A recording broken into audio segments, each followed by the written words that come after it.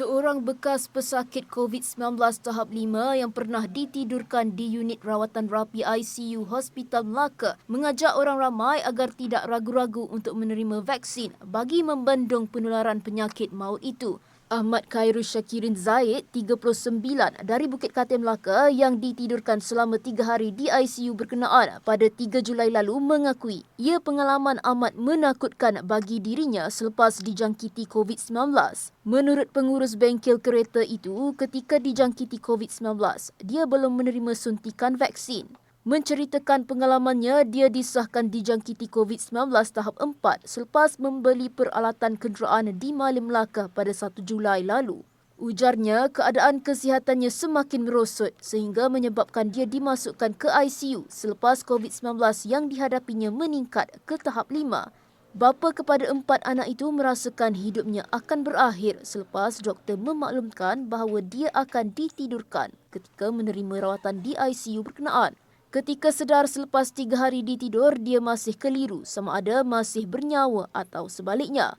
Namun dia bersyukur apabila dia mendapati dirinya masih bernafas apabila ditegur oleh doktor yang merawatnya. Pengalaman berada di ICU selama 14 hari meruntun jiwanya apabila saban hari menyaksikan kematian pesakit COVID-19 di depan matanya. COVID is real. Siapa yang tak pernah COVID, dia takkan rasa macam mana sakit dia, demam dia macam mana, nak bergerak pun seksa. Kan? Tapi macam mana pun, kita patuhi SOP yang ditetapkan. Lepas tu, suplemen kita kena jaga. Kita kena makan makanan yang berkhasiat. Satu, suplemen untuk jaga body kita, protect body kita. Patut ambil vaksin untuk protect diri kita.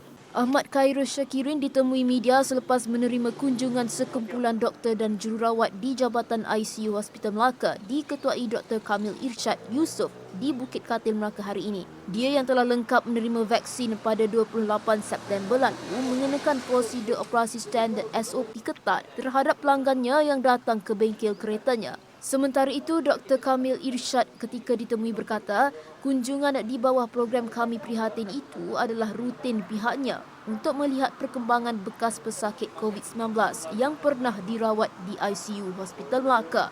Beliau bersyukur sebahagian besar pesakit COVID-19 yang menerima rawatan di ICU berkenaan pulih sepenuhnya dan dapat menjalani kehidupan seperti biasa. So kita turun ke padang ni untuk lihat sendiri dengan mata kita pesakit-pesakit COVID-19 yang bekas kategori 5, kategori 4 yang sebelum ni pernah ditidurkan, masuk ICU dan berjaya keluar daripada ICU lah dengan selamat. Dan akhirnya hari ni kita dapat tengok alhamdulillah diorang hidup macam biasa walaupun ada juga daripada mereka yang ada kekangan, terpaksa bergantung pada pernafasan, tapi alhamdulillah ada juga yang boleh bekerja. Okey. So antara objektif kita pada hari ini juga adalah untuk kita create awareness lah ataupun kesedaran daripada kalangan masyarakat tentang betapa pentingnya kesedaran tentang COVID-19 ni. Okay? Sebab kadang-kadang ada orang yang tak percaya tentang COVID-19. So sekarang ini mereka yang dalam ICU boleh keluar dan mengalami sendiri. So kita nak tengok pengalaman mereka sendirilah.